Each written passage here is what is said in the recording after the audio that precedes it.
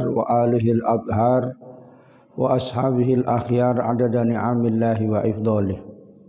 Amma ba'du, faqala al-musannif rahimallahu ta'ala nafa'ana bihi wa bi'ulumihi amin wa ya mujibas sa'ilin. Bismillahirrahmanirrahim.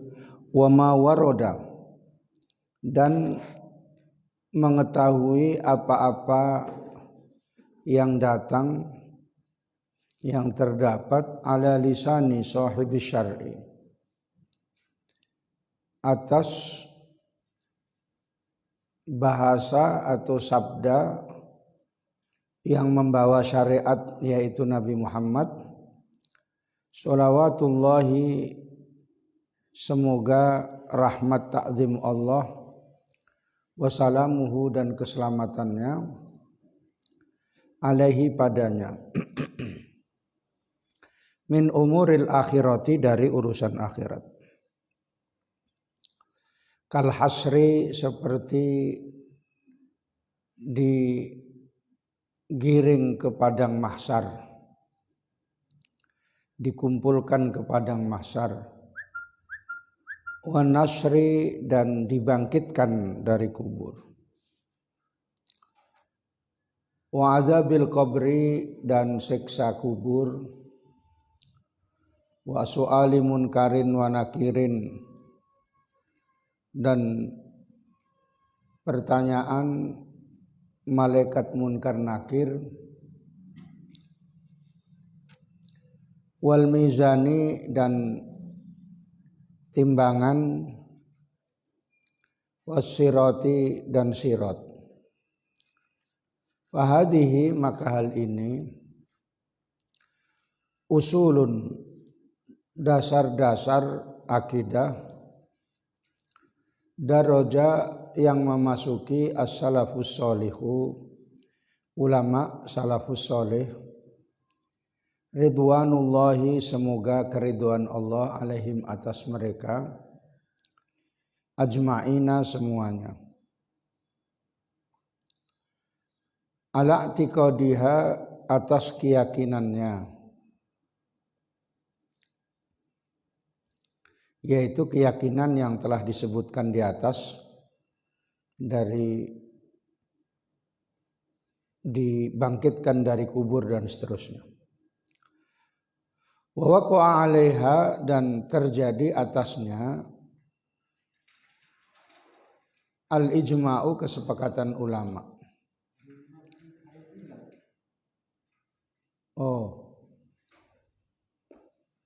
Ala i'tiqadiha, atas meyakininya, wa tamassuki biha, dan berpegang dengannya. Wa waqa'a 'alaiha al-ijma'u, dan terjadi atasnya kesepakatan ulama, qabla tanawu'il bid'ah, sebelum datang macam-macamnya bid'ah. Wa dhuhuril ahwa'i, dan munculnya yang disebabkan hawa nafsu. Na'udzubillahi, semoga kami mohon perlindung kepada Allah, minal ibtida'i, dari membuat bid'ah, hal-hal yang baru, fid dini, di dalam agama. Wattiba'il hawa, dan mengikuti hawa nafsu, bi ghairi dalilin, tanpa dalil. Tsumma nadharta, kemudian kamu memikirkan, fi a'malil qalbi, pada gerakan-gerakan hati, perbuatan hati. Wal mawajibil batinati, dan kewajiban-kewajiban yang batin. Wal manahi, dan yang dilarang, hal-hal yang dilarang. Allati na'ti, yang kami akan terangkan, fi hadzal kitabi, dalam kitab ini. Liyasulalaka, supaya dapat bagimu ilmuhu, ilmunya. Tsumma ta'rifu, kemudian kamu mengetahui jumlah tama, sekelompok atau keseluruhan hal-hal tahtaju, yang membutuhkan, ila istimalihi yang kamu membutuhkan pada menggunakannya.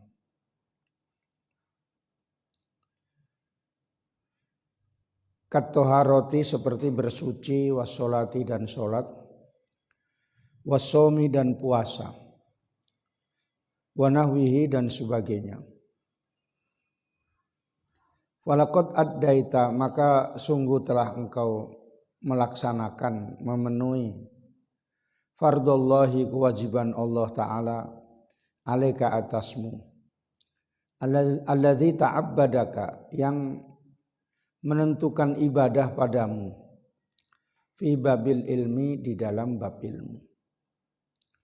Walaqad sirta, dan engkau telah menjadi min ulama'i ummati Muhammadin, dari ulama-ulamanya umat Nabi Muhammad sallallahu alaihi wasallam, ar-rasikhina, yang tetap, yang mantap atau yang tetap, fil ilmi, dalam ilmunya. Fa in amilta, maka jika kamu mengamalkan bi ilmika, dengan ilmumu, wa akbalta, dan kamu menghadapi ala imarati ma'adika, atas kemakmuran tempat kembalimu, yaitu akhirat. Atas kemakmuran tempat kembalimu, yaitu akhirat. Kunta, maka engkau menjadi abdan, seorang hamba, aliman, yang alim, amilan, yang mengamalkan ilmunya, lillahi ta'ala, karena Allah Ta'ala, ala basyiratin, atas mata hati, pandangan mata hati, ghairu jahilin, yang tidak bodoh, wala muqallidin, dan tidak taklid buta, wala ghafilin, dan tidak lalai. Falakas syaraful azimu, maka kamu mendapatkan kemuliaan yang agung. Wali ilmika, dan bagi ilmumu, al-qimatu, yaitu ada nilai atau harga yang tinggi, nilai atau harga al-kabiratu, yang tinggi, wasawabul jazilu, dan pahala yang agung. Wa kunta, dan kamu ada, qad qata'ta, telah menempuh, hadhil aqobata, pada aqobah ini, perjuangan ini, yaitu perjuangan ilmu, wa khallaftaha, dan engkau telah meninggalkannya, waro'aka, di belakangmu, wa qadaita haqqaha, dan engkau telah memenuhi haknya aqobah tadi, biiznillahi ta'ala, dengan izin Allah Ta'ala. Wallahu, dan Allah subhanahu maha suci dia, mas'ulun, adalah yang layak diminta, ayumiddaka, agar membantumu, wa iyana, dan kepada kami, bi husni taufiqihi, dengan baiknya petunjuknya, wa taisirihi, dan yang diantara yang memberi penyayang, wala haula, dan tidak ada daya untuk menjalankan, untuk menjauhi maksiat, wala quwata, dan tidak kuat untuk melaksanakan ibadah, illa billahi, kecuali dengan pertolongan Allah, al-aliyyi, yang maha tinggi, al-azimi, yang maha agung. Titik. Ini terakhir daripada aqobatul ilmi. Aqobatul ilmi yang harus diketahui orang menuntut ilmu itu adalah ilmu zahir dan ilmu batin. Ilmu zahir itu syariat-syariatnya, bagaimana tata cara ibadah, dan kemudian ilmu batinnya yaitu bagaimana untuk melaksanakan ibadah-ibadah itu dengan akhlak-akhlaknya ibadah yang harus dipenuhi dengan menjauhi, menghilangkan apa yang tidak terpuji dan memenuhi, mengisi dengan yang terpuji. Kemudian ditanamkan bagi orang yang menuntut ilmu itu ilmu tauhid yang tinggi, yang mantap, sehingga menjadi benar-benar orang itu yang mantap ilmunya, yang disebutkan ar-rasikhuna fil ilmi. Maka di antara yang harus diketahui yaitu mengenai umur-umuril akhirah, urusan-urusan akhirat. yang diajarkan oleh Nabi melalui sabdanya, yaitu dalam tauhid disebut bagian daripada sam'iyat. Sebab konsep tauhid ahli sunnah wal jamaah ada 3, ilahiyat yaitu hal-hal yang berhubungan dengan sifat-sifat Allah, yang membahas tentang sifat wajib Allah, sifat mustahil Allah, dan sifat jaiz Allah. Dan kemudian ada nabawiyat atau nubuwah, yaitu yang membahas tentang sifat wajibnya Nabi dan Rasul, dan mustahilnya dan jaiznya, yang dijumlahkan menjadi dalam akidah ahli sunnah wal jamaah akidah 50. Kemudian seterusnya mengetahui sam'iyat. Sam'iyat itu hal-hal yang tidak bisa diketahui kecuali dengan mendengarkan penjelasan yang ada dari nas Quran atau hadis mutawatir. Itu disebut namanya sam'iyat. Maka sam'iyat ini disebutkan oleh Imam Ghazali supaya diketahui bahwa hidup itu tidak di dunia saja, tapi umuril akhirah, akan kembali kepada Allah, akan kembali kepada alam yang abadi,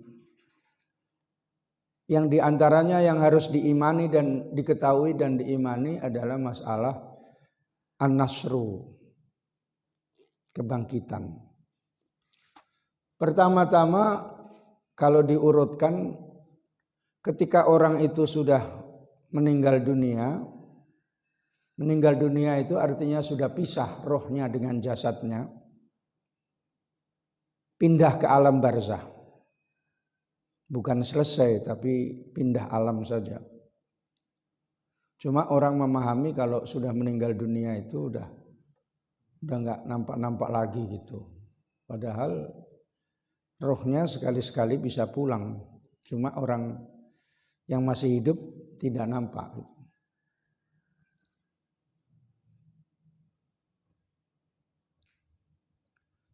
Maka ketika sudah meninggal dunia dikuburkan, di antaranya yang harus diimani ada namanya soal munkar wa nakir.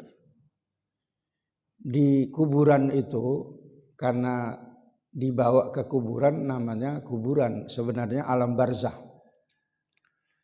Itu ada pertanyaan kubur. Setelah dikuburkan dengan sempurna dan ditinggalkan oleh orang-orang yang mengantarnya udah kembali pulang, dan yang di kuburan itu mendengarkan suara-suara kaki-kaki atau selopnya orang yang bubar dari kuburan itu tadi. Maka dikembalikan oleh Allah Subhanahu wa taala rohnya ke mayat itu. Kemudian ada namanya pertanyaan kubur. Apabila orang itu baik-baik, maka pertanyaannya dijawab dengan baik.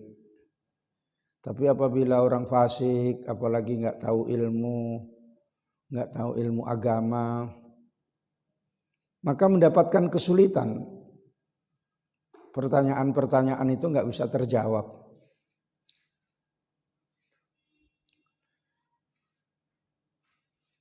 Kita semua bisa jadi mengalami seperti itu dan bisa jadi gampang untuk menanyakan itu. Tapi kalau misal ini pertanyaannya itu kan masalah tauhid, misalnya marrabbuka gitu, siapa Tuhanmu gitu. Karena pertanyaannya udah dibocorkan malaikat itu ya. Udah dibocorkan sama hadis-hadis Nabi. Makanya ujian banyak dibocorkan soalnya kan. Pertanyaan kubur aja udah dibocorkan gitu. Ya. Dibocorkan supaya dikasih tahu muridnya supaya lulus semua, nggak ada yang nggak lulus gitu. Alasannya karena pertanyaan kubur aja udah dibocorkan gitu. Makanya lulus si Azmi. Iya kan? Iya, kau nggak ngaku kau.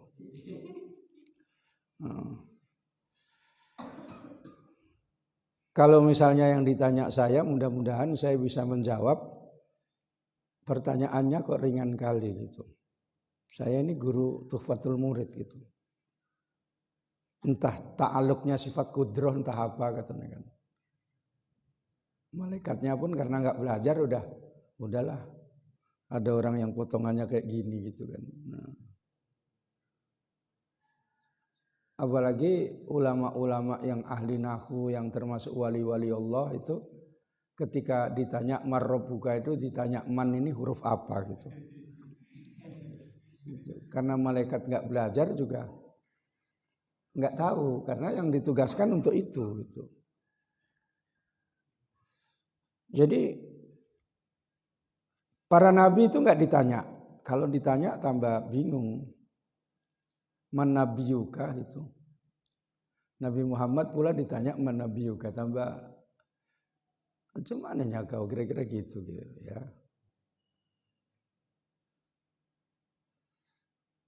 Makanya para nabi nggak ada pertanyaan. Orang-orang mati syahid, orang-orang yang siddiqin, yang sungguh-sungguh imannya dan yang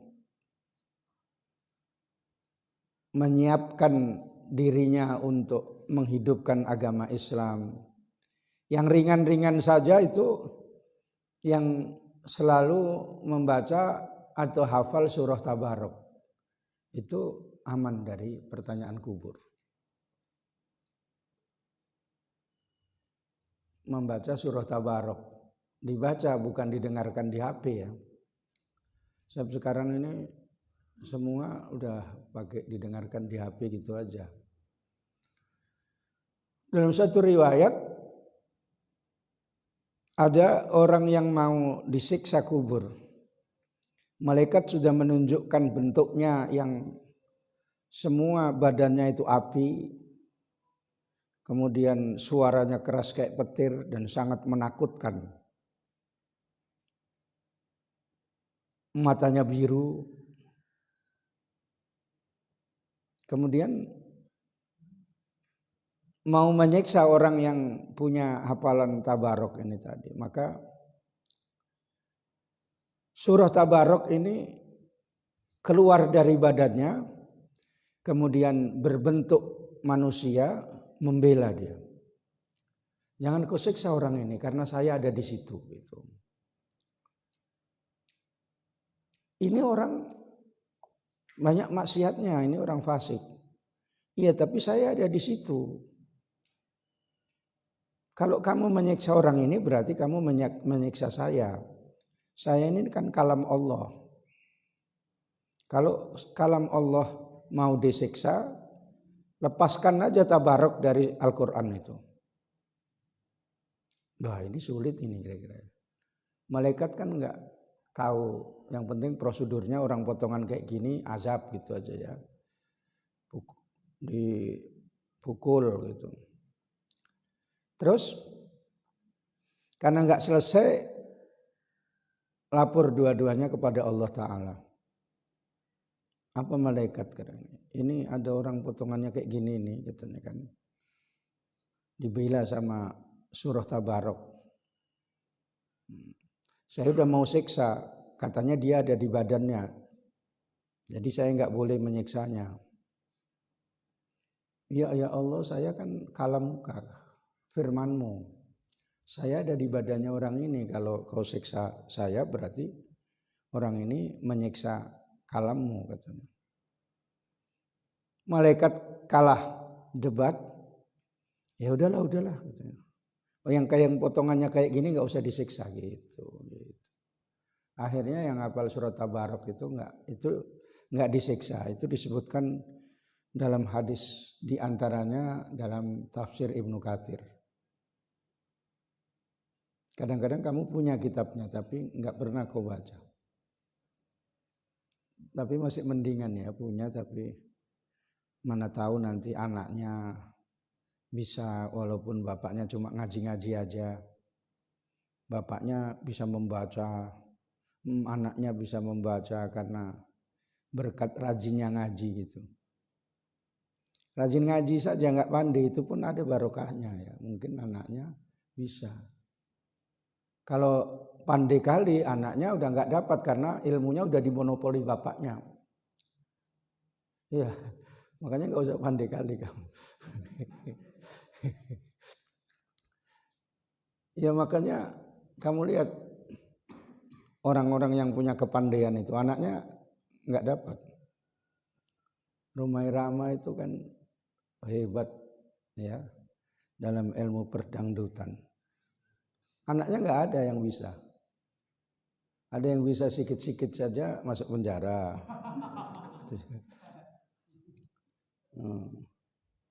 Di monopoli kalau Rumai Rama hebat sampai sekarang. Anaknya pun istrinya 1, dia istrinya 7. Tapi nggak langsung 7 ya. 1, 2 gitu ya. 1, 2. Misalnya pas show 3 hari di Solo gitu ada istrinya gitu. Ya memang kayak gitulah. Ada yang ngurus dia di sana gitu. Mencem kau aja ngurus dirimu sendiri aja nggak pandai. Ya. Ya kayak begitu. Orang yang banyak baca surah Al-Ikhlas ketika meninggal dunia itu juga seperti itu.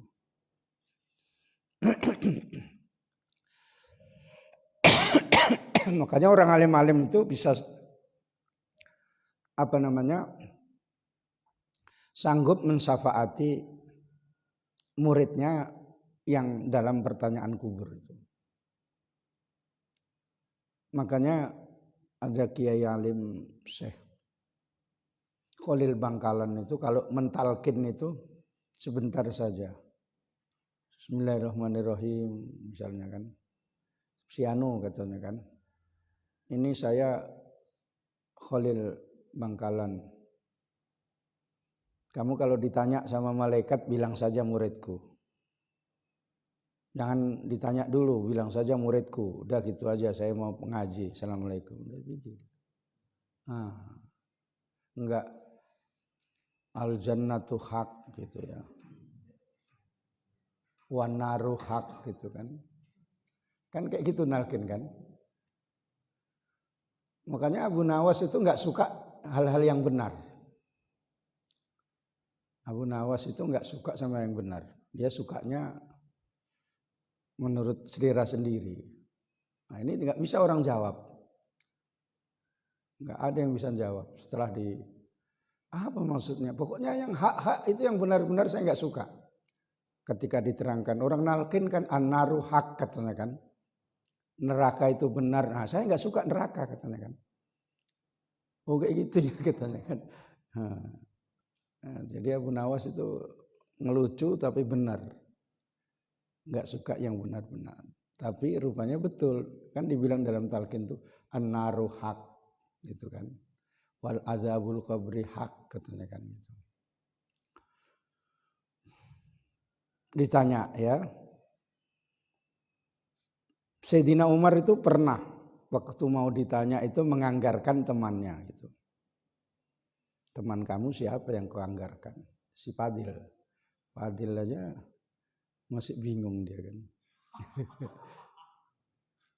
Apa?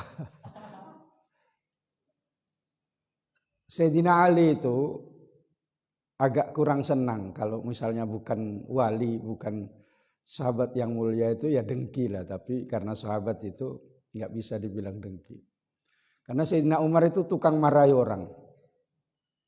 Dia kan mantan preman pasar ukat. Nggak cocok sedikit dimarahi.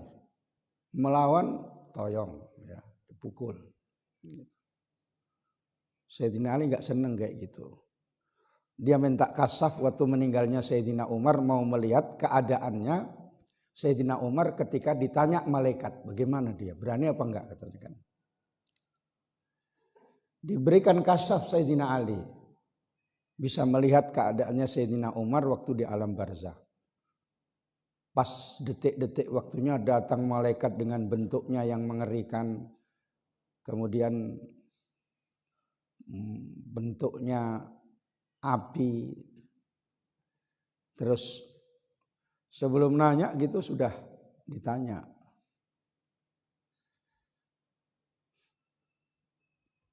Apakah kamu nggak tahu saya, katanya kan gitu. Saya, kamu siapa, katanya kan gitu. Dibentak malaikat itu. Kamu nggak tahu saya, katanya kan. Di kuburan pun bentak malaikat ini. Ya, Sayyidina Umar itu. Saya ini teman akrabnya kekasih Allah Nabi Muhammad. Gitu. Sayyidina Umar saya ini, katanya kan gitu. Umar bin Khattab, katanya kan. Temannya kekasih Allah Subhanahu wa taala itu temannya Nabi Muhammad, katanya kan. Malaikat pun lapor, ini ada orang kok katanya mengaku. Ya udahlah itu Umar itu, katanya. Jadi malaikat pun dibentak-bentak sama Sayyidina Umar. Waktu malaikat menampakkan diri itu, Sayyidina Ali pun senang. Matilah ini Umar ini, kira-kira gitu. Ya bentuknya malaikat kayak gitu. Rupanya beda situasinya. Sayyidina Umar yang tambah bentak. Ya, ini termasuk karomahnya Sayyidina Umar itu ya. Makanya ada ulama yang sanggup nanti bilang aja murid saya, katanya kan gitu. Dibilang murid saya nanti misalnya muridnya Ustaz Ridwan saya, katanya kan gitu. Karena Ustaz Ridwan ini sudah dikenal di kalangan malaikat. Ada ulama itu yang memang saat sekarang ini masih hidup sudah dikenal di kalangan malaikat. Nama si Anu ini udah terkenal di alam malakut.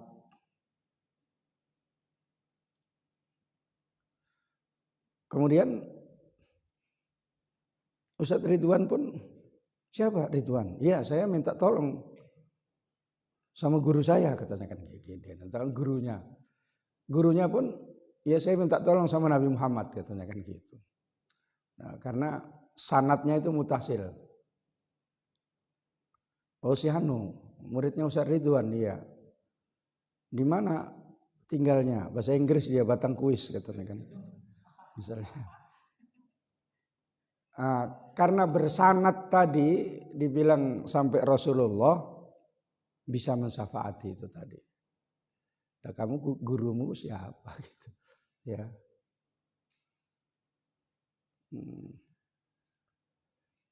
Gurunya si Azmi Tauhid waktu sekolah siapa? Nggak ada gurunya. Hah? Iya nanti kau minta syafaat lah sama dia. Ya. Guru Tauhid saya ini, katanya kan. Enggak tahu aku orang ini, katanya kan. Ini entah Islam entah enggak ini, katanya. Mukanya kayak Cina, katanya kan. Misalnya. Jadi itu ditanya oleh Allah Subhanahu wa taala, kalau seandainya nanti kelompoknya orang-orang yang fasik, nanti diazab oleh Allah Subhanahu wa taala yang disebutkan wa azabul qabri itu, azab kubur itu tadi. Diazab di kuburan itu maksudnya bukan di kuburan hakikatnya itu, di alam barzah. Sehingga kalau selamat di kuburan itu, maka seterusnya selamat. Maka satu waktu dalam hadis Nabi, pernah jalan-jalan Nabi lewat kuburan, tahu ada orang yang mau disiksa. Dua orang dalam kuburan itu mau disiksa. Sebab apa? Dia yang pertama, la yastabri'u min baulihi, tidak menutup diri kalau dia itu kencing. Kayak supir angkot gitu kan. Supir angkot itu kan ya misalnya tiang listrik gitu aja ya, kasihan tiang listrik itu asik dikencingi aja. Yang parah Pas jalan itu berhenti sebentar Pak ya. Gitu kan. Di belakang mobil itu dia kencing. Penumpangnya mama itu senyum gitu. Kencing rupanya katanya kan gitu. Nah, itu yang disebut tidak menutup diri. Ya. Makanya kalau kencing di umum itu kalau bisa masuk di kamar mandinya itu kalau yang berdiri gitu kan kanan kiri bisa nengok itu kan. Iya kan? Misalnya Azmi sama Kandar gitu kan. Kencing. Apa bang katanya kan? Kok kencing kok lama kali katanya kan? Iya ini tuh mana pun nggak keluar katanya kan. Misalnya ya. Ya namanya puasa bang katanya kan. Tidak menutup diri kayak gitu salah. Ya. Yang kedua, yang mau disiksa itu dia tukang mengadu domba. Tukang mengadu domba ya. Pokoknya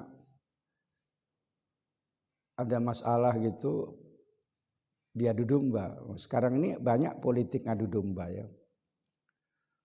Sekarang ini di Indonesia pun banyak politik adu domba. Diadu orang Islam sama orang Islam. Nanti orang NU diadu dilaga sama habaib gitu ya. Habaib sama habaib dilaga gitu. Terus dilaga habaib sama pemerintah. Dilaga memang ya. Orang yang melaga itu senyum-senyum aja. Cerita dalam hadis itu tadi, kemudian Nabi ngambil pelepah kurma, kemudian ditancapkan di kuburan dua tadi dengan harapan supaya diringankan siksa kuburnya. Ini artinya hadis yang menerangkan azab kubur. Ketika orang itu betul-betul diazab itu ada 99 ular besar yang menggigiti. Yusallitullahu 'alal kafiri fi qabrihi tis'atan wa tis'ina tinninan. Allah menyiksa orang kafir itu di kuburan itu dengan cara dikuasai ular 99 digigiti sampai hari kiamat. Kok 99? Karena menyesuaikan dengan Asmaul Husna gitu.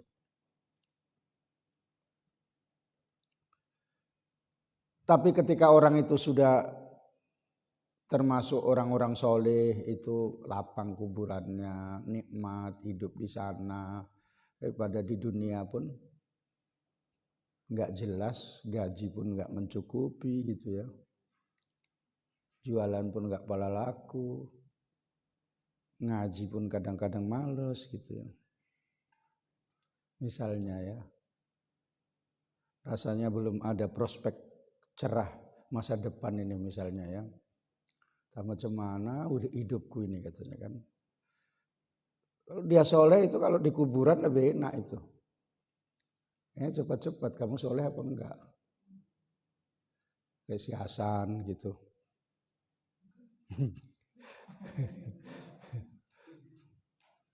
Lari sana lari sini kamu berjuang cari nafkah. Gak dapat tiba-tiba 3 bulan gak digaji misalnya. Misalnya ya. Cuma di sekret itu renang-renung gitu aja, diem aja gitu. Dengar-dengar katanya gak digaji katanya kan gitu. Berenung-renung gitu, asik nengok-nengok atas gini-gini aja. Kalau dia soleh udahlah ketemu aja nanti sama Israel. Udah siap? Belum?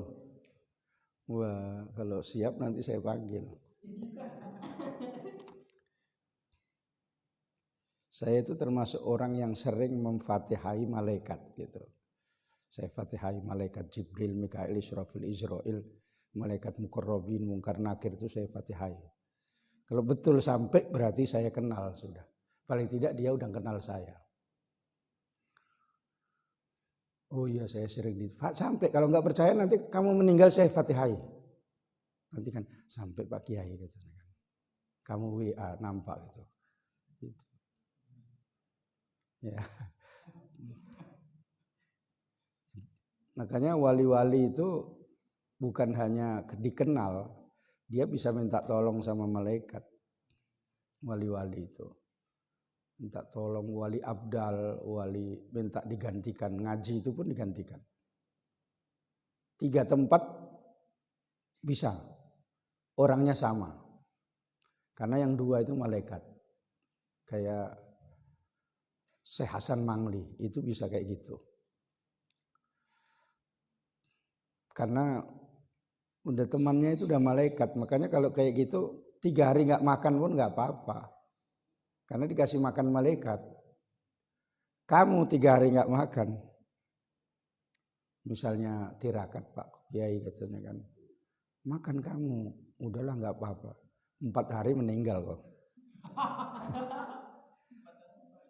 Wali nggak makan itu dikasih makan malaikat, dikasih makan Allah Ta'ala melalui malaikatnya. Sampai Syekh Abdul Qadir Al-Jilani itu sudah dikasih di depannya ketika munajat, belum dipersilahkan itu nggak mau makan. Allah kalau nggak dipersilahkan saya nggak mau.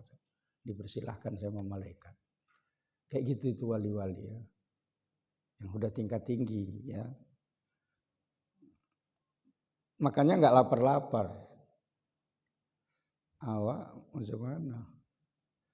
Bisa kamu ya kalau sungguh-sungguh mau jadi wali itu bisa. Tapi ya pakai yang apa namanya jurusan yang mana gitu belum tahu. Entah jurusan kamu sabar. Misalnya istrimu jelek pun sabar gitu. Ya, itu dengan kesabaranmu itu diangkat jadi wali. Ya, nggak ada duit ya udah sabar duduk aja, jalan kaki gitu ditawari, ayo gonceng jalan kaki, oh ini karomahnya ini katanya kan, gitu. Jalur mana kamu masuk jadi wali? Ada yang jalur ulama yang paling sulit. Yang jalur ulama itu yang paling sulit. Kalau jalur sabar itu banyak. Jalur bersyukur juga banyak, ya. Jalur misalnya baca zikir terus. Pokoknya tiap hari itu kerjaannya zikir aja. Awak zikir 10 menit udah ngantuk. Ya, baca sholawat itu 1 hari 2000 kali. Tahan. Tanya sama Tuan Guru Segumpul itu, baca sholawat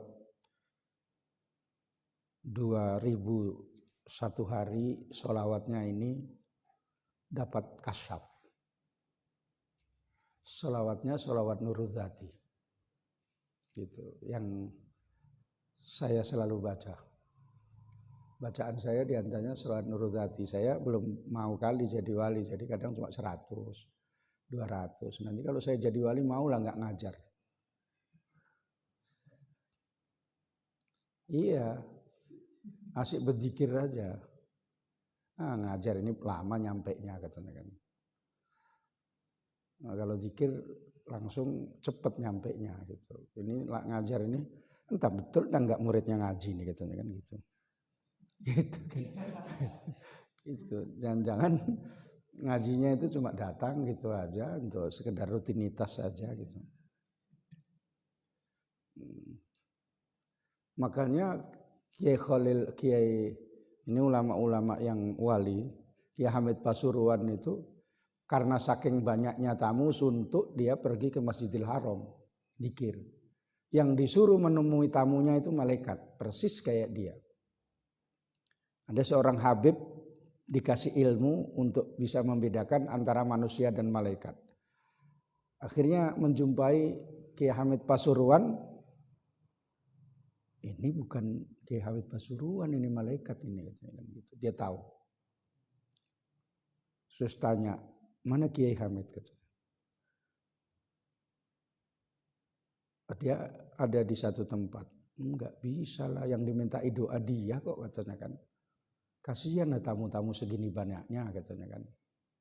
Orang itu Kiai Hamid ini doanya makbul betul. Kalau misalnya kamu misalnya minta jodoh gitu, ya Allah datangkan jodoh, besok datang.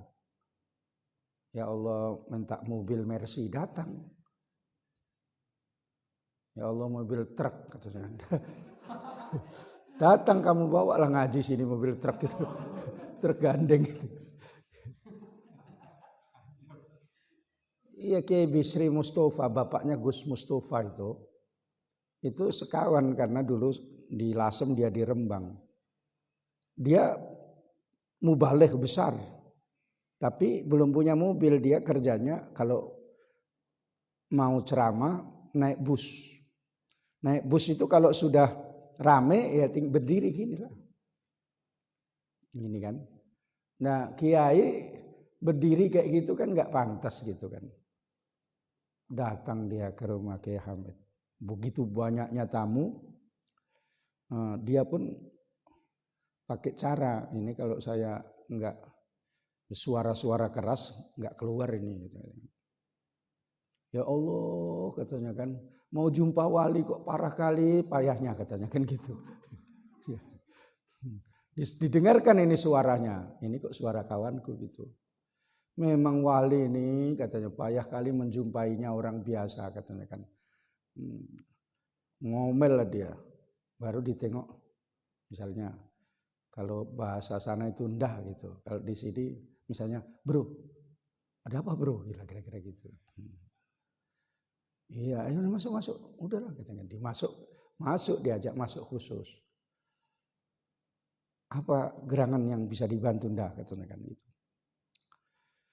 Ya saya ini kan mubalik ke sana kemari naik bus katanya kan, menyampaikan ayat Allah, hadis-hadis Nabi, naik bus ke sana kemari. Ya kan gak pantas lah menyampaikan hadis-hadis Nabi kok naik bus berdiri kayak gini gitu. Maksudnya apa katanya gitu. Gitu. Doakan saya supaya punya mobil katanya. Oh iya. Mobil macam mana katanya kan. Oh, gitu. Mobil yang kayak merek katanya kan. Sebutkan mereknya, warna katanya kan. Yaudah angkat tangan, udah angkat tangan. Pulang ke Rembang dari Pasuruan itu satu hari lebih. Entah macam mana dapat duit dia, ada kiriman duit. Terus disuruh Gus Mus itu cerita, carikan mobil di Surabaya, ini duit katanya kan, mobil second katanya. Dapat mobil itu persis yang seperti yang didoakan itu. Warnanya juga itu, merek mesinnya juga itu. Sampai nyesel, ya Allah aku tempo hari salah, maunya minta ini katanya.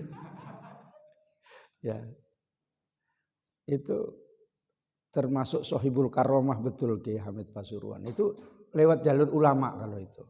Kalau itu memang awalnya ngajar tafsir, awalnya ngajar usulul fikih gitu asalnya. Terus sudah rame dia ngajar tafsirnya itu diganti sama menantunya entah murid-muridnya. Terus akhirnya dia ngajar tarekat dikir-dikir. Udah banyak muridnya, udah banyak tamunya, suntuk dia pergi ke Masjidil Haram, malaikat disuruh menggantikan. Akhirnya dimarahi malaikat itu sama Habib. Oh, malaikat kok dimarahi? Ya. Gini Beb, kalau besok mau ketemu, besok saya panggil Beb katanya kan. Besok datang lagi, iyalah katanya kan. Datang dia, ketemu. Ya kan kasihan tamu-tamu itu kiai katanya kan. Kalau yang diminta doa kan kiai katanya. Entah dia itu malaikat yang saya minta tolong untuk menggantikan saya. Dan saya mintakan kepada Allah supaya doanya makbul kayak doa saya katanya kan. Nah kamu di mana katanya kan. Ya itulah yang mau kita sampaikan katanya kan. Kalau Habib mau tahu coba Habib pejam mata sebentar. Begini kan matanya diusapkan. Duh Ini di mana katanya kan. Tengoklah Habib betul-betul. Saya biasanya duduk di sini, baca zikir, iktikaf di sini. Saya udah terlanjur terkenal, saya nggak suka kayak gitu katanya. Oh, ya. Akhirnya ditengok, oh ini di Masjidil Haram ya katanya kan. Iya saya di sini katanya. Jadi bagaimana Habib? Oh iya ya udahlah katanya kan. Habibnya taslim menyerah. Ya udahlah katanya kan. Mudah-mudahan baik semua gitu. Begitu karomahnya Kiai Hamid Pasuruan, dari Pasuruan ke Makkah itu minta diangkat malaikat sampai ke sana. Kamu minta diangkat kuda kepang. Ya. Enggak dapat lah ya. Kalau ilmu hitam itu biasanya naik apa? Singa. Ya. Itu bisa singa. Tempo hari ada kakek-kakek waktu ke Tanjung Mulia itu datangnya malam, dia punya harimau. Sebentar saja pulangnya ya malam. Kalau udah naik itu sampai cepat ke Brestagi, tinggalnya di Brestagi. Tapi bukan di Serbaya situ, pokoknya daerah situ ya. Masih nampak, mertua saya itu nampak kalau harimaunya itu kalau sedang mau dinaik itu nampak ekornya gitu. Tapi ya nggak pernah sholat, dia menyatu dengan setan itu. Jadi beda sama kiai-kiai kayak gitu, namanya diangkat oleh malaikat gitu ya. Kamu bisa, kamu jalur mana? Jalur sabar ya.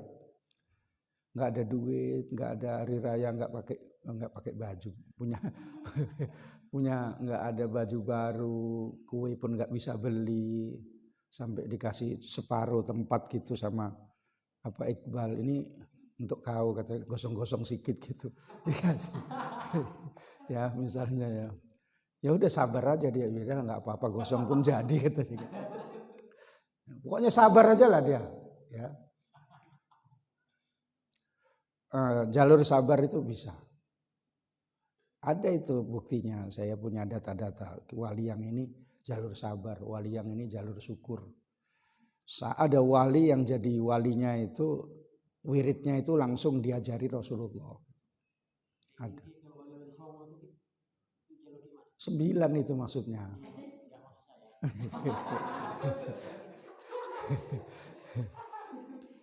Dia pada umumnya hakikat, ilmu hakikat, syariat dan hakikat seperti yang diajarkan Imam Ghazali. Ini kalau kamu pelajari betul, kamu bisa jadi wali. Ya. Kalau wali itu disantet itu diambil sendiri. Kiai Hamid Pasuruan pernah itu disantet, di dalamnya ada kerisnya. Tidur di itu agak kurang sehat. Ditengok, dipanggil iparnya karena sama-sama tahu. Mas, ada kerisnya Mas katanya. Oh enggak apa-apa, nanti saya ambil katanya. Apanya istrinya enggak tahu kalau di badannya itu dipasang keris. Zaman dulu orang sakti-sakti di Jawa itu. Sampai sekarang pun banyak, tapi enggak pala sakti. Dulu sakti-sakti. Diambil kerisnya itu dikasih sama iparnya. Ini mana tahu bisa dijual katanya. Kalau di Medan ini biasanya enggak sampai keris. Paku. Apa namanya? Jarum. Kalau jarum udah sering kali saya tengok. Tadi malam yang dokter itu kayaknya jarum. Saya kurang sehat tadi malam, sakit perut. Mau datang jam 11 gitu, nggak bisa, saya masih di luar. Entah di luar mana gitu ya. Gitu. Jadi macam mana Pak Ustadz? Udah buka pintu, saya obati dari rumah. Saya tengok di kaki, karena tiba-tiba nggak bisa jalan. Kakinya ada apanya, jarumnya itu.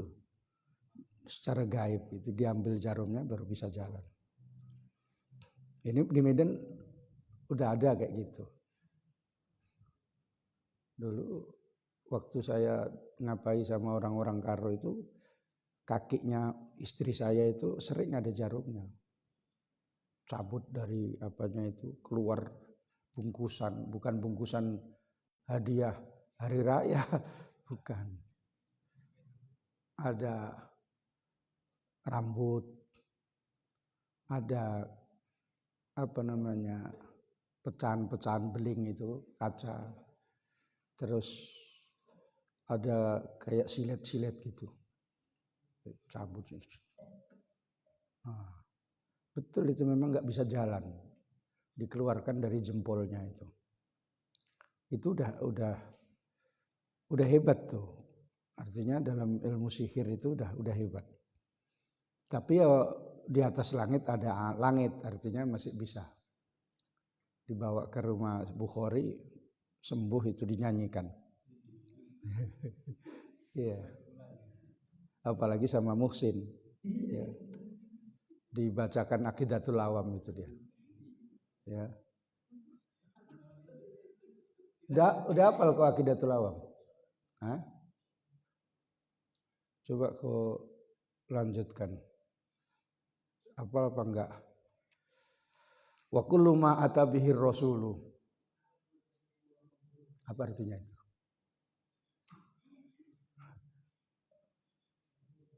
Oh ya udahlah, enggak tahu artinya, enggak apa-apa, yang penting hafal ya. Daripada enggak hafal. Artinya apa yang dibawa oleh Rasulullah itu, maka haknya kita adalah berserah diri dan menerima. Apa yang diajarkan misalnya masalah al-hasru, bahwa nanti akan dibangkitkan di hari kubur, kita harus percaya karena yang cerita itu adalah Nabi. Di antaranya misalnya innakum mahsyuruna ilallah, kamu nanti akan digiring kepada Allah. Terus kemudian ada dibangkitkan dari kubur itu, menurut Siti Aisyah ketika digiring di padang mahsyar itu tanya kepada Rasul Shallallahu Alaihi Wasallam, bagaimana keadaan orang itu dibangkitkan di kubur, katanya kan. Ya mereka dikubur dalam keadaan tidak berbaju, katanya kan. Siti Aisyah bingung. Nah kalau tidak berbaju, tengok-tengok anak Nabi, katanya kan. Misalnya Ustadz Munib nampak kandar gitu kan. Ustadz Munib rupanya, katanya. Katanya kan. Di hari mahsyar jumpa sama kandar. Misalnya. Nampak. Ya.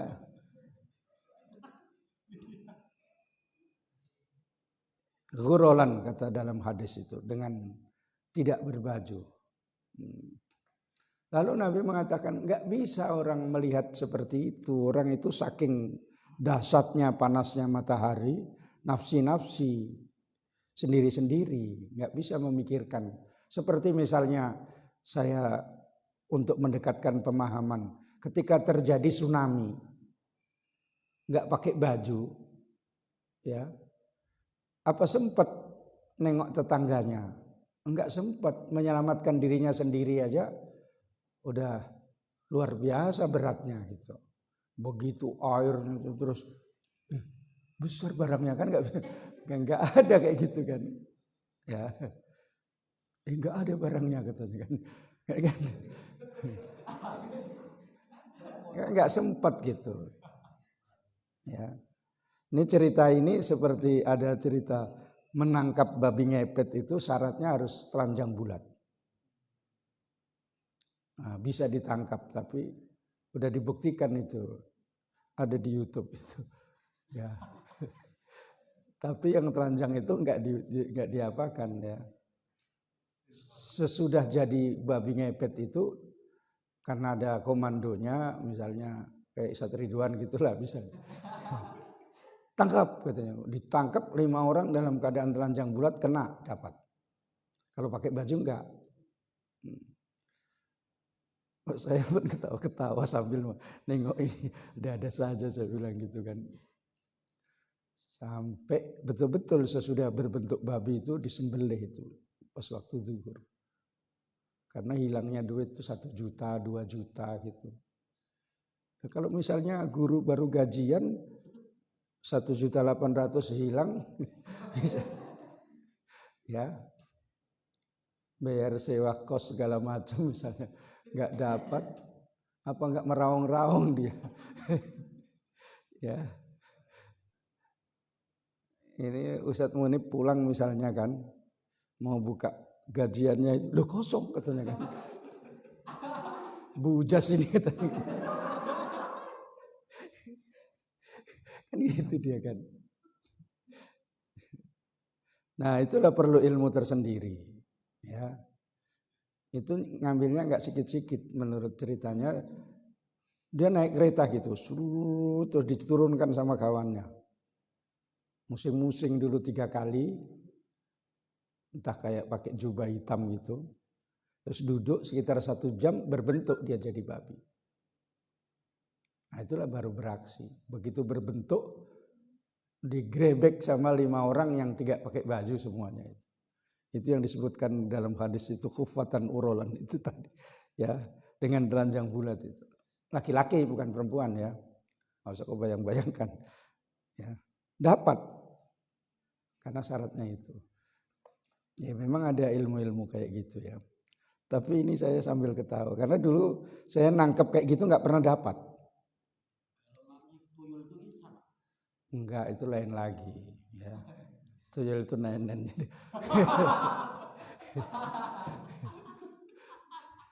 Ya syaratnya kayak gitu. Ustadz kalau udah bosan hidup nanti saya tunjukkan di pasar 4 itu ada salesnya, Patumba ya.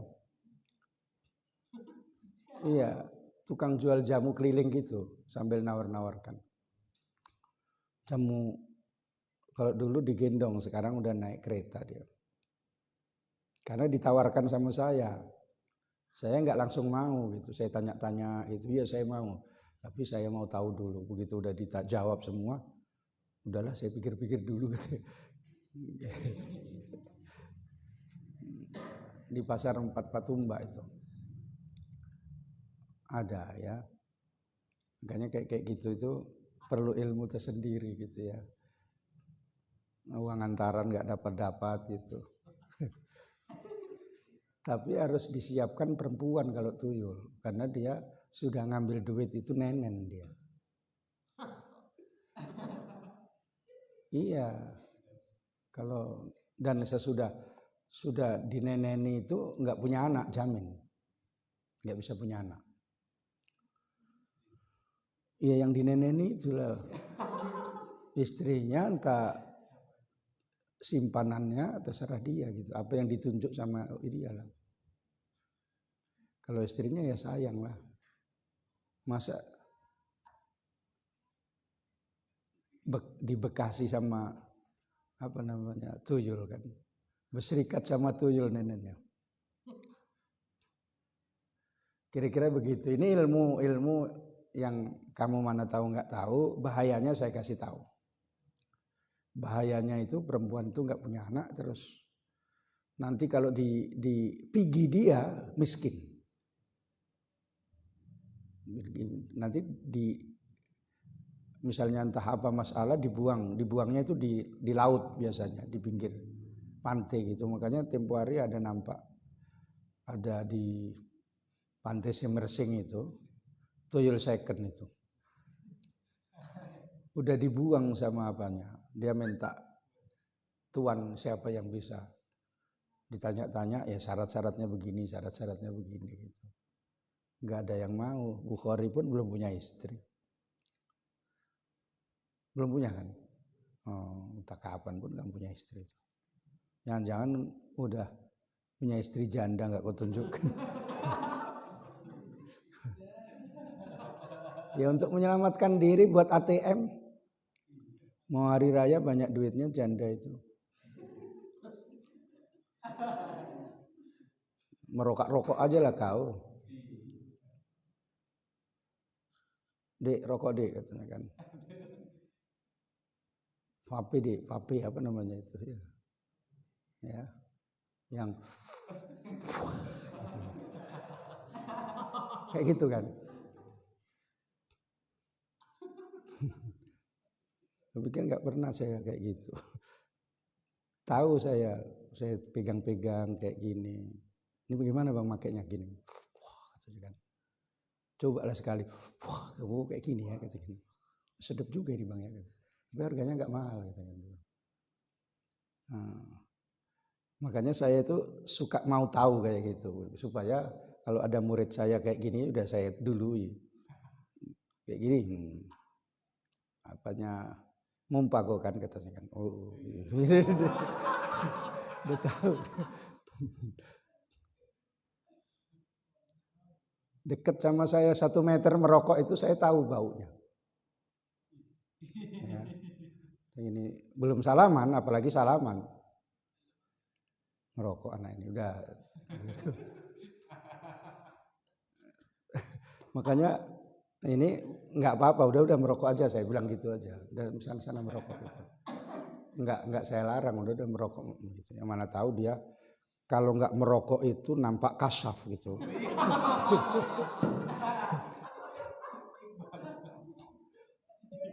Lo tuan guru sekumpul itu merokok, ya.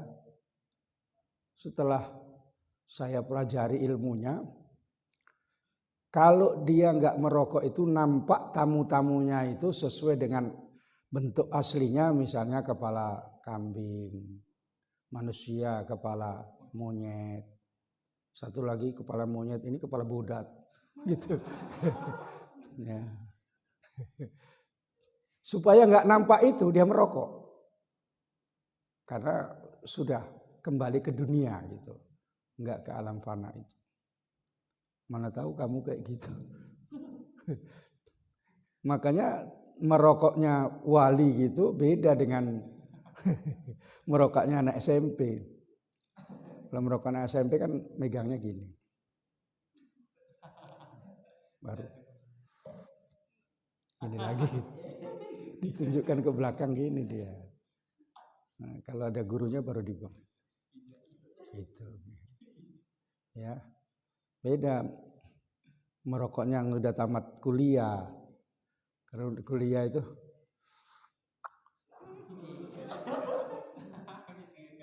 itu dia ya. Terus kakinya naik sedikit gitu ya. Kalau di kampung pakai celana ponggol gitu aja kan terus. Nampak aspirasi itu. Ya. Ya, jadi menengoknya itu dari sudut pandang yang mana. Makanya kalau tengok sesuatu jangan langsung dijustifikasi. Diadili ini kayak begini belum ya. Ada wali itu tidurnya di masjid. Kalau orang jamaah mau ke masjid dia pergi. Apa enggak gondok orang ke masjid itu kan. Soalnya di sini ada orang yang dia tidurnya di masjid situ gitu ya. Nah, nanti giliran azan cabut dia. Pergi dia. Dimaki-maki aja deh sama orang. Orang kurang ajar kata tidur di masjid mau azan pergi gitu kan. Rupanya itu wali, dia memang itu tadi yang termasuk jalur sabar itu. Kalau dimaki-maki orang sabar gitu aja. Udah. Nah, dia pun tahu siapa-siapa yang sholat di situ itu bodat itu ini tukang korupsi ini itu kan mukanya beda semua. Ini misalnya kayak Azmi ini mukanya muka apa gitu ya. Nah, ini kayak Azmi muka hantu ini katanya gitu. Itu wali malamiah termasuk yang seperti itu. Makanya jangan tergesa-gesa. Abu Yazid Al-Bustami itu pernah masih awal-awal jadi wali. Dia saking percayanya itu tanya sama Allah Ta'ala. Ya Allah, saya nanti di surga temanku siapa? Wah, siapa yang berani kayak gitu? Kita aja dengar tentang siksa kubur aja udah ketakutan. Ini Abu Yazid ini yang lalu saya sebutkan namanya Toifur itu. Akhirnya ada orang yang duduk-duduk di tempat orang-orang main judi gitu.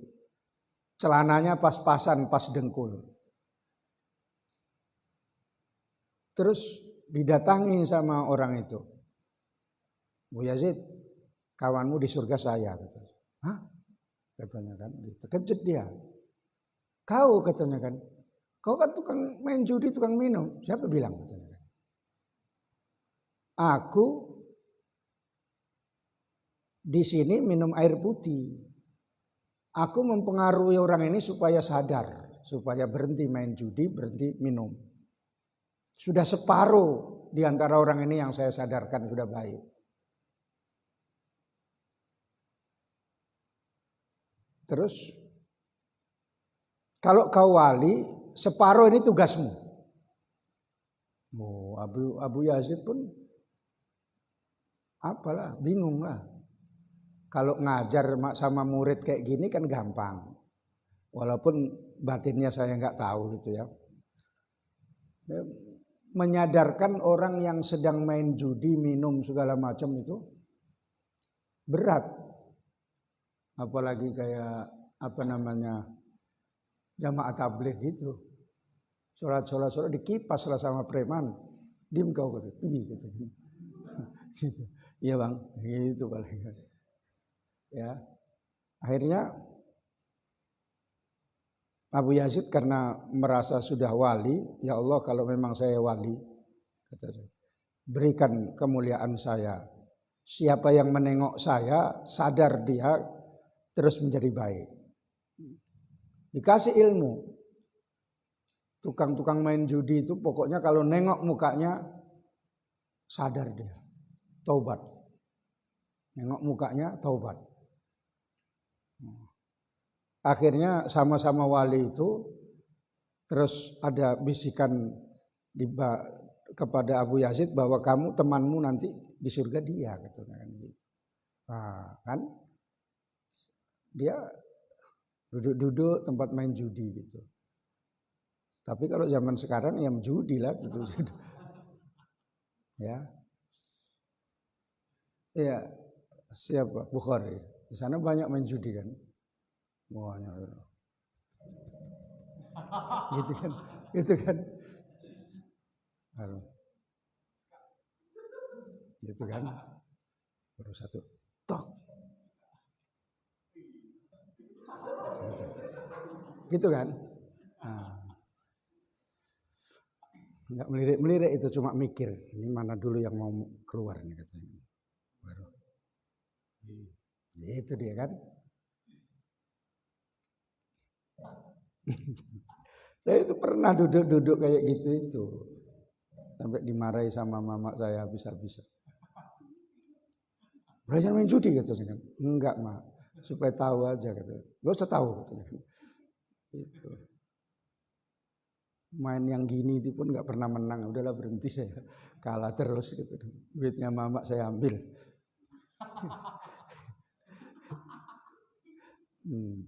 Yang gini ini sudah saya berhati-hati betul. Ini kalau kemari, ini pasti yang ini. Ini kalau kemari, kalah terus.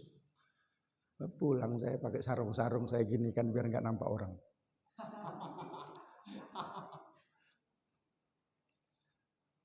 Nah, itu araftu syarra li syarri. Saya tahu kejahatan bukan untuk kejahatan.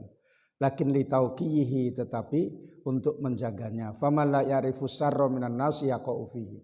Siapa yang enggak tahu kejahatan maka bisa jatuh ke dalam itu.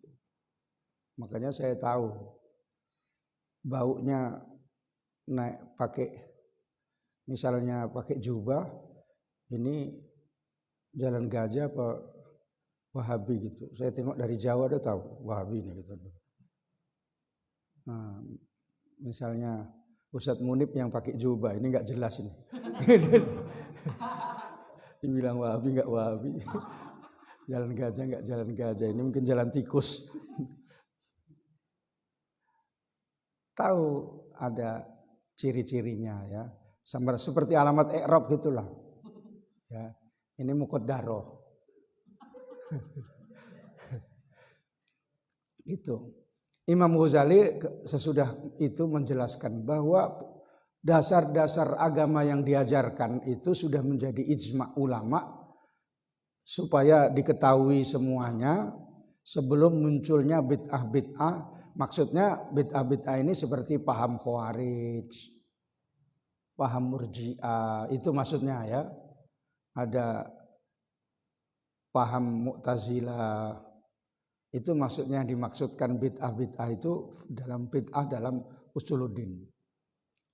Kemudian Imam Ghazali menjelaskan hendaknya engkau mengetahui, memikirkan apa yang menjadi gerak hati dan kewajiban yang batin dan yang larangan-larangannya.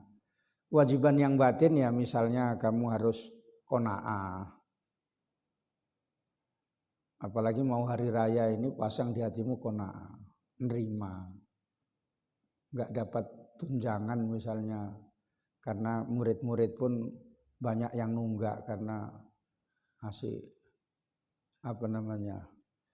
belajarnya itu daring-daring saja, sehingga nggak dapat tunjangan. Ya udah sabar ya, mana tahu nanti ditunjang kawan.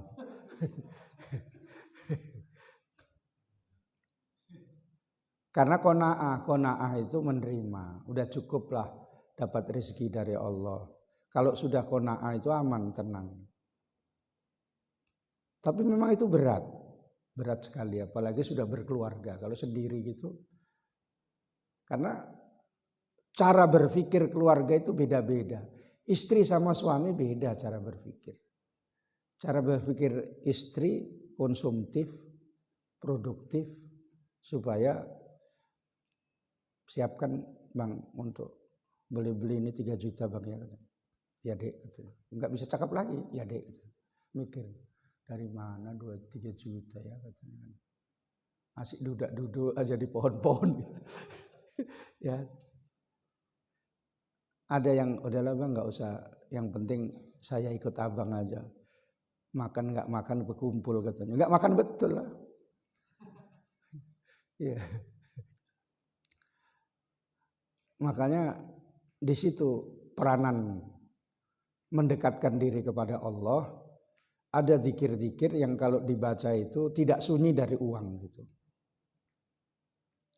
Tidak sunyi dari uang itu pokoknya beruang lah, jadi beruang. Ada uangnya aja. Pokoknya diminta istrinya, beli ini bi misalnya kan. Ya gitu aja. Entah ada uangnya. Ini ngaji hari puasa ini kan nggak pala banyak ngaji. Gimana bi? Udah nggak apa-apa, mau beli apa saja bilang. Saya malam kan nggak pernah, udah nggak ngaji lagi. Kasihan saya sendiri, hujan gitu. Pergi pulang hujan gitu kan. Lama-lama cepet tua lah. Mati pula. Makanya kadang-kadang kasihan saya sama ustadz-ustadz itu pergi dalam keadaan kehujanan. Ceramah di masjid kena AC lagi, pulang hujan lagi gitu ya.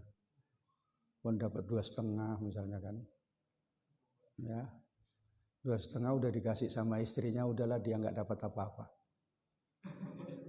ya tinggal minta rokok aja, rokok 3 batang, ya.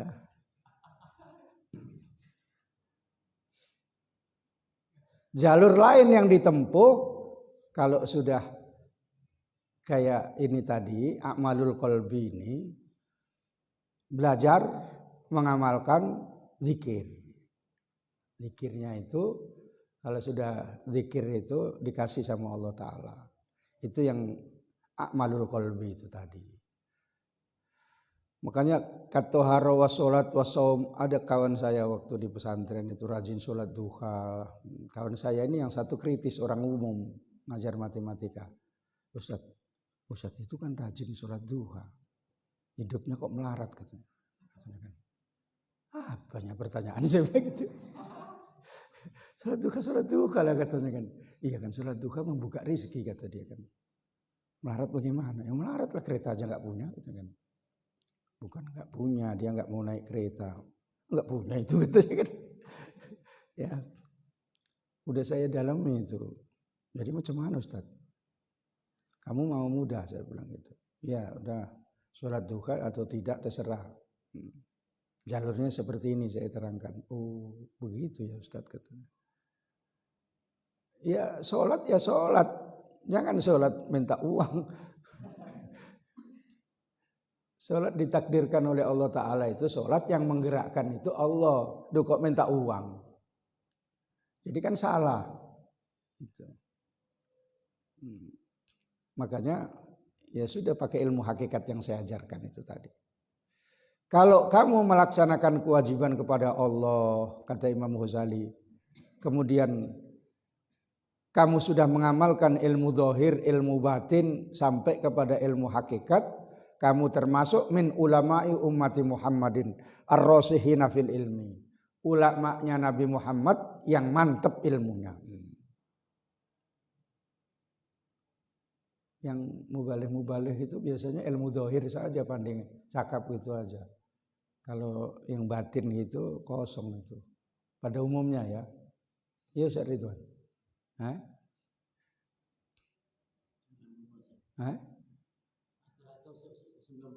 Iya, santet sikit pun kena itu kan.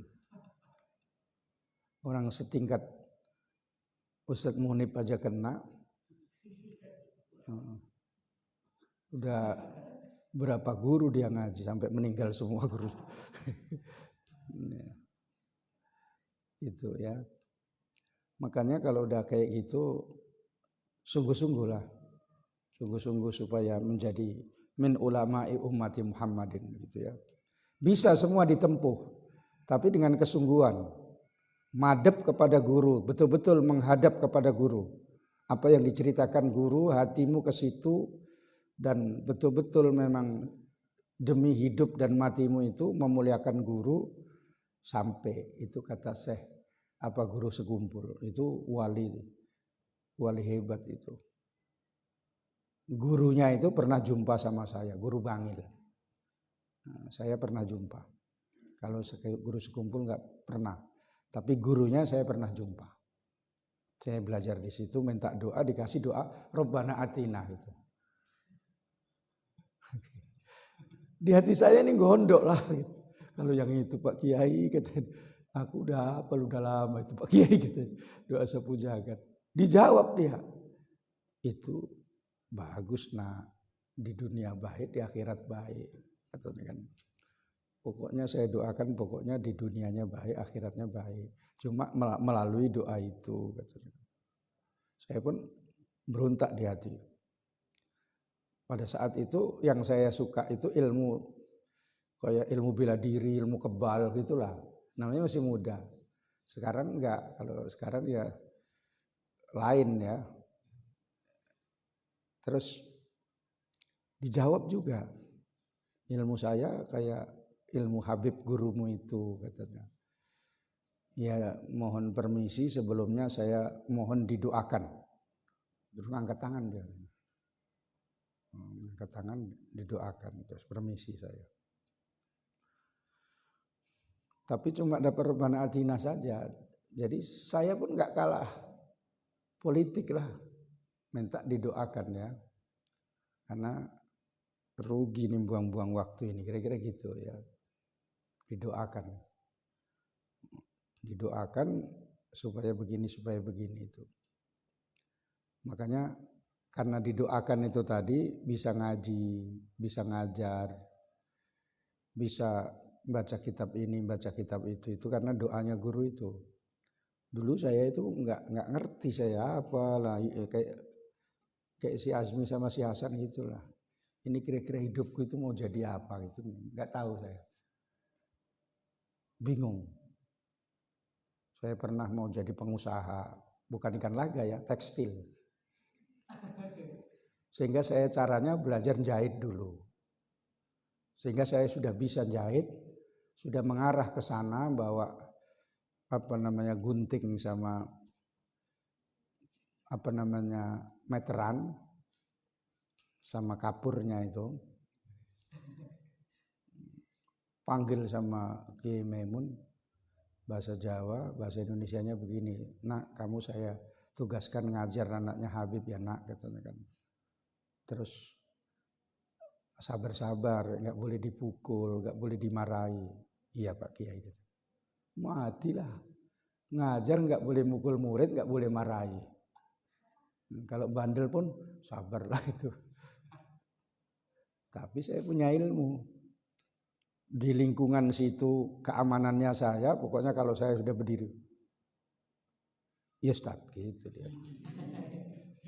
Saya pelajari ilmu petak malaikat Jibril. Ya, bentaknya malaikat Jibril itu. Pokoknya kalau bunyi itu seperti suara malaikat Jibril lah. Nah, akhirnya sukses saya. Kawan saya gak sukses, gaduh sama Habib, dipindahkan. Gaduh, betul-betul gaduh, mau main fisik. Rame di situ kan. Saya pas keluar jalan-jalan. Ada apa kayak gitu? Begini. Al-Habsyi itu begini. Udah gak usah kau layani kayak gitu, saya bilang gitu. Bodoh aku gini. Hawas aku segala macam. Sampai kepada Ustadz Hasan Bahrun. Gak senang Ustadz Hasan. Dipindahkan dua-dua. Nggak sukses karena di pesan Kiai nggak boleh marahi, ini kok mau gaduh gitu, mau berantem sama Sayyid pula itu. Jadi kalau saya enggak, saya tuntut dulu ilmu malaikat Jibril, puasa itu. Alhamdulillahirabbil alamin. Allahumma sholli wa sallim ala sayyidina Muhammadin wa ala alihi wa sahbihi ajma'in. Allahumma rzuqna ilman nafi'a warzuqna fahma. Allahumma aftah lana futuhal arifin. Sallallahu ala sayyidina Muhammadin wa ala alihi wa sahbihi wasallam. Alhamdulillahirabbil alamin. Wassalamualaikum warahmatullahi wabarakatuh.